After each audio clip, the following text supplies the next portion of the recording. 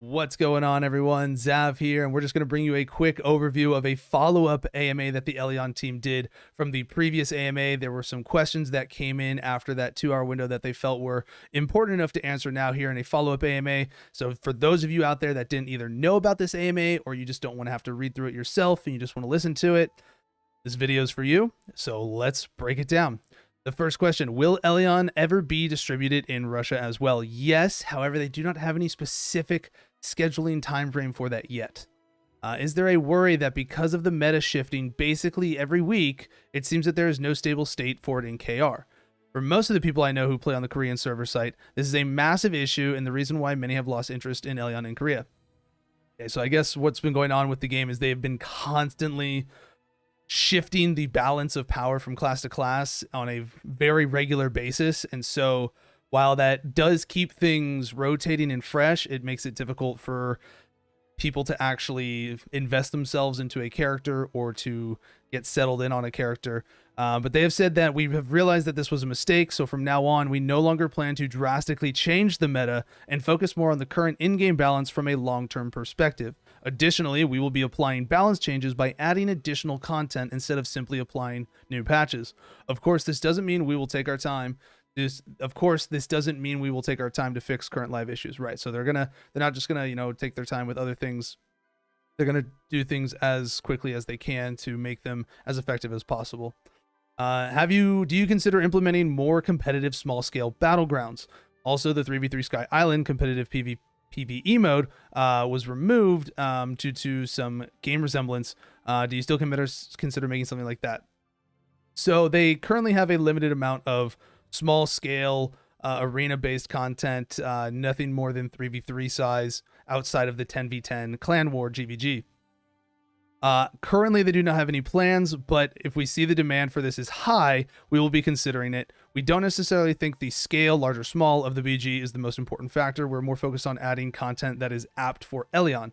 FYI, we are currently working on asynchronous PvEVP content and competitive SVS PvP content. So when they say SVS PvP content, I'd like to believe they're referring to server versus server PvP content. For those who know, part of the original design for Elyon was that the open world RVR, the 150v150 that takes place, that is supposed to have a event with it where the winning faction of that 150v150 is supposed to go through a portal into another instance where they actually compete against another server's winning faction to then claim a title for that victory window for their server and come back with additional rewards from that. That did not make it into the live game currently. However, it sounds like, I would like to believe it sounds like that is what they are currently working on getting into the game. And I think that would be a really awesome thing if they can make it happen.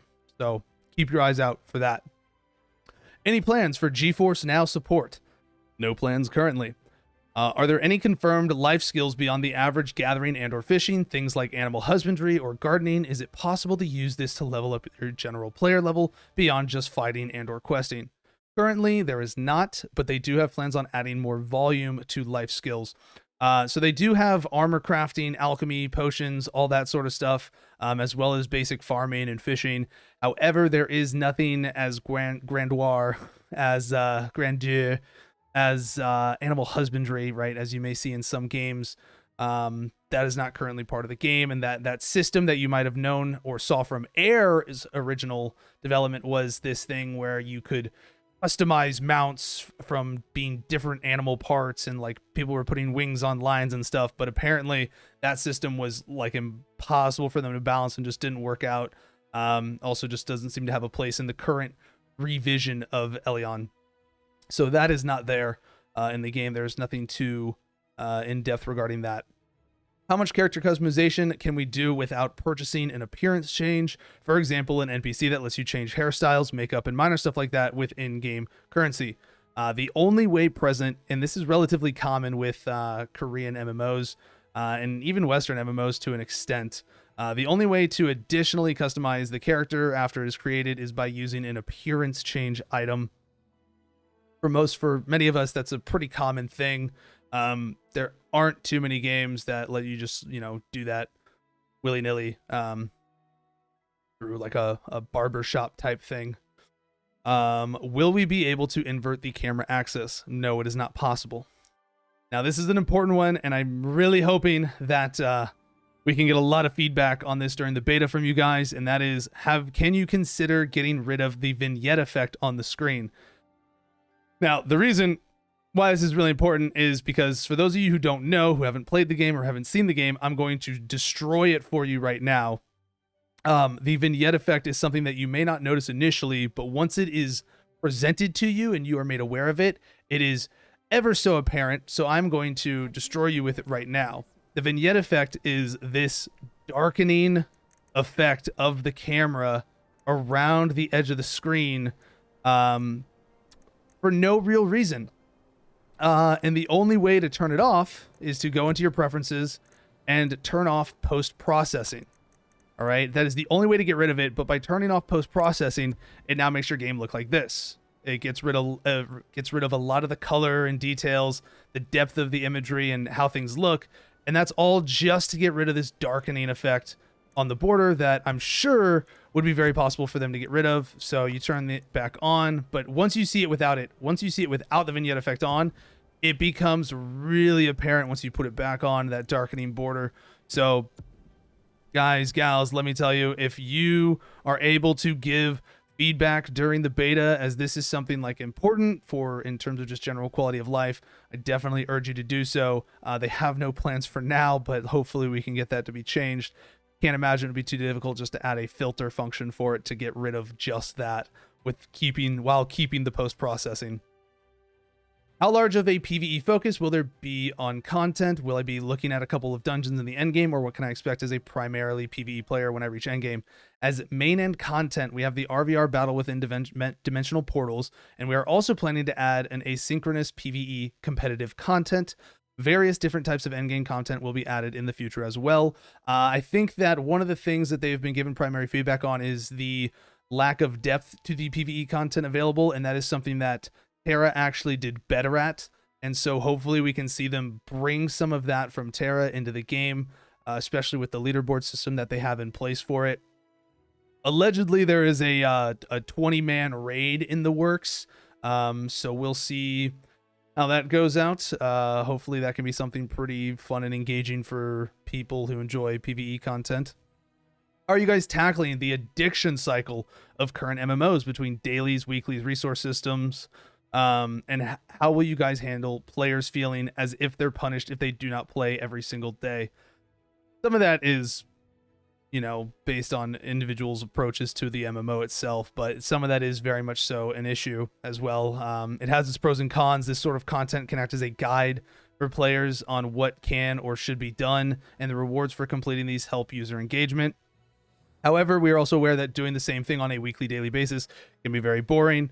We are finding ways to automatize this procedure and expect to have it applied before the official launch in NA and EU. So hopefully that is something we can see towards the end of beta and see how that shapes up from what we're currently experiencing with it on KR right now ourselves.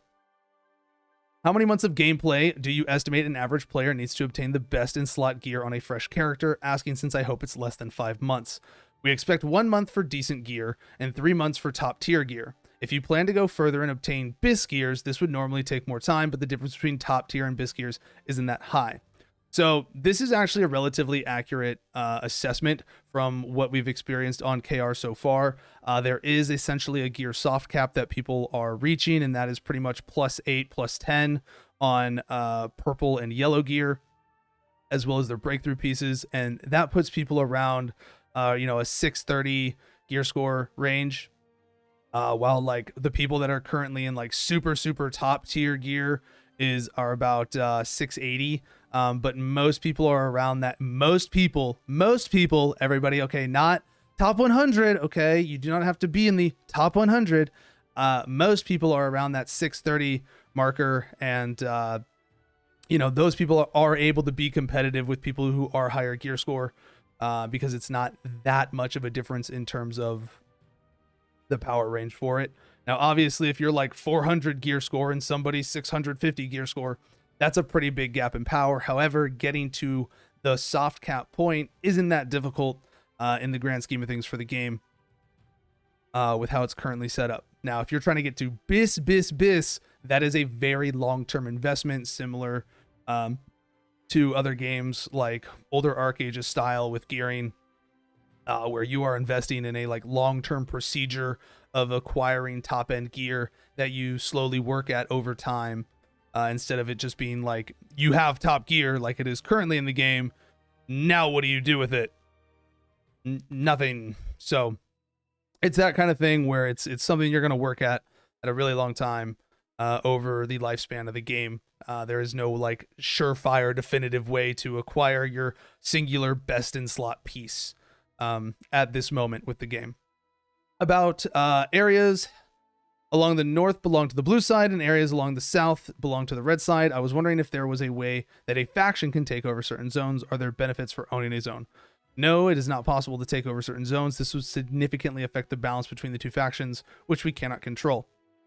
And that's totally fine and makes sense, because otherwise you end up with like things like dead servers where, you know, one faction could just control everything and then the other faction just, you know, they change a server and then there's nobody to fight for that server and then the server dies.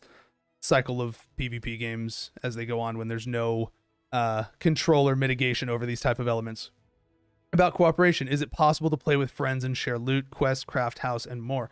It's not possible to share those mentioned above, as everyone will have their own loot, crafting, housing, etc. However, you won't be losing out by playing with friends.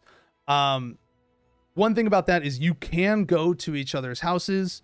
You are able to go to friends' houses, and there are even open world houses that can be owned as well. And I have seen on some of them there is an interaction that says help out with growing XYZ plant.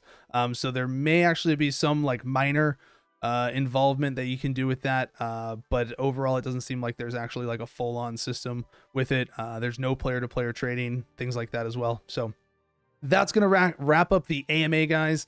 Thank you so much. The beta is coming in on the 6th of May, so keep your eyes out for it. Keep your eyes out for keys. We should be having some as well to give away. So be sure to drop by on twitch.tv/dav_, and we will catch you later. Have a good one.